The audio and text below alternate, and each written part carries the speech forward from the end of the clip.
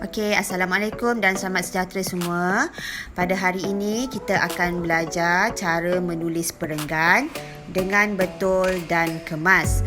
Okey, sebelum kita mula menulis, cikgu nak awak sediakan buku tulis nombor 7 untuk bahasa Melayu. Okey, dan pastikan pensel yang kamu gunakan telah diasah. Okey, telah di-sharp bagi tajam. Okey, supaya tulisan kamu kemas dan juga jelas untuk cikgu baca nanti. Okey, untuk menulis perenggan pada hari ini, kamu akan menulis sebuah karangan cerita yang bertajuk Bercuti di Bukit Larut. Okey, jadi kamu perlu buka buku teks muka surat 9. Okey, karangan cerita ini yang kita akan tulis pada hari ini. Sebelum tu, cikgu akan terangkan apa itu perenggan. Okey, mesti kamu akan tertanya, apa itu perenggan?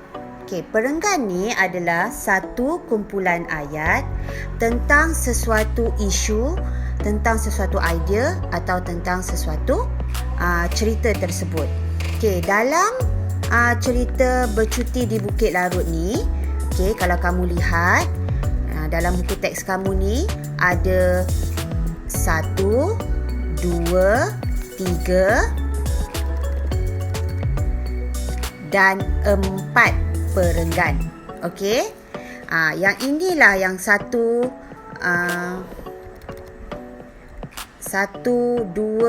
3, 4 ni yang kita panggil sebagai perenggan. Yang inilah yang kamu akan tulis sebentar saja lagi. Kita akan mulakan dengan perenggan pertama. Bermula dengan bermula dengan ayat daripada pada sampailah menyeronokkan. Cikgu baca perenggan pertama. Pada cuti sekolah yang lalu, ayah telah membawa kami sekeluarga ke Bukit Larut, Taiping, Perak. Pengalaman kami menaiki jeep ke puncak Bukit Larut sangat menyeronokkan. Daripada pada sehingga menyeronokkan ni adalah satu perenggan. Yang ini kita panggil perenggan. Ini perenggan pertama. Okey. Habis saja perenggan pertama, kita pergi kepada perenggan kedua. Perenggan kedua bermula dengan udara. Udara di Bukit Larut sungguh nyaman. Angin bertiup sepoi-sepoi bahasa. Bunyi deruan air dari celah-celah batu sungguh menyegarkan. Daripada udara sehingga menyegarkan, ini adalah perenggan kedua. Seterusnya perenggan ketiga. Saya, ibu dan kakak tertarik akan bunga dan tumbuh-tumbuhan. Ayah, abang dan adik pula gembira menyeberangi titik gantung di situ. Dari saya hingga di situ adalah perenggan ketiga. Dan yang terakhir ni adalah perenggan terakhir, bermula dari kami tinggalkan Bukit Larut dengan pelbagai kenangan. Kami akan ke sana lagi pada masa akan datang. Bermula daripada kami sehingga datang adalah perenggan terakhir.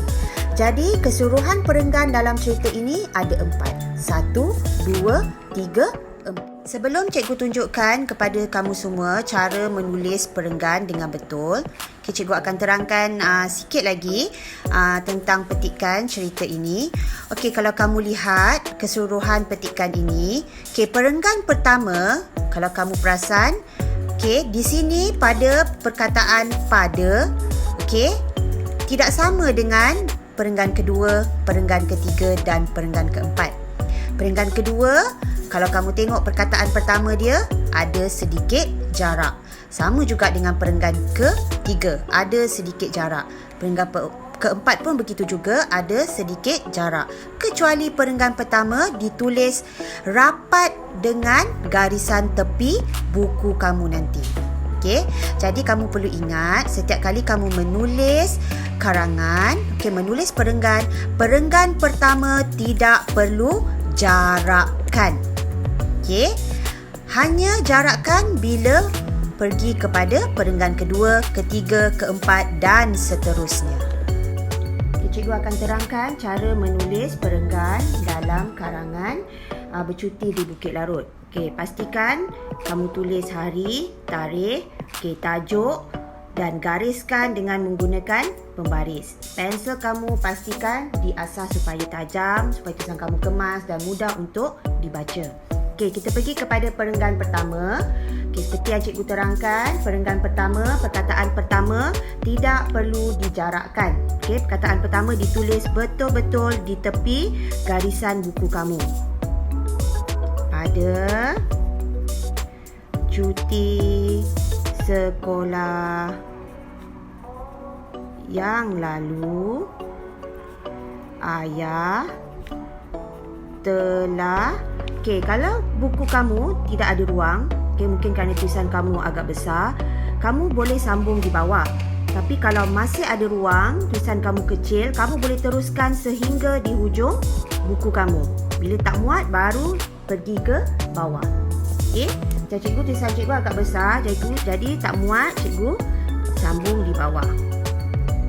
Membawa kami sekeluarga. Okey, kamu salin sampai perkataan terakhir dalam perenggan pertama, menyeronokkan. Okey, habis perenggan pertama yang cikgu tunjukkan tadi, sekarang kita akan pergi kepada perenggan kedua. Okey, bila kamu nak pergi ke perenggan kedua, selesai saja habis perenggan pertama, pastikan kamu selang satu baris. Okey, selang ni supaya kerja kamu kemas sebenarnya. Okey, bila kamu hendak pergi ke perenggan kedua, selang satu baris. Okey, perenggan kedua seperti yang cikgu terangkan, kamu perlu jarak pada perkataan pertama. Macam mana nak jarak? Kamu perlu ambil dua jari kamu, dua jari kamu yang comel tu, letak di tepi garisan. Kemudian kamu tulis perkataan pertama untuk perenggan kedua. Okey, begini. Ada jarak dia. Okey, ini yang kita panggil perenggan kedua yang cikgu terangkan sebelum ni. Okey, kemudian kamu sambung. Udara di Bukit Larut sungguh nyaman. Okey, sekarang sambung kepada baris kedua. Okey, bila sambung baris kedua, tak perlu jarak lagi. Okey, tulis seperti biasa di tepi garisan. Hanya perkataan pertama saja kamu perlu jarak untuk perenggan kedua, ketiga dan seterusnya.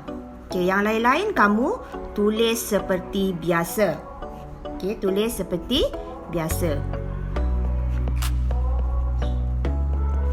Okey, kamu tulis sehingga habis perenggan kedua, seterusnya perenggan ketiga dan juga perenggan ke... Okey, murid-murid, ini contoh karangan yang telah siap.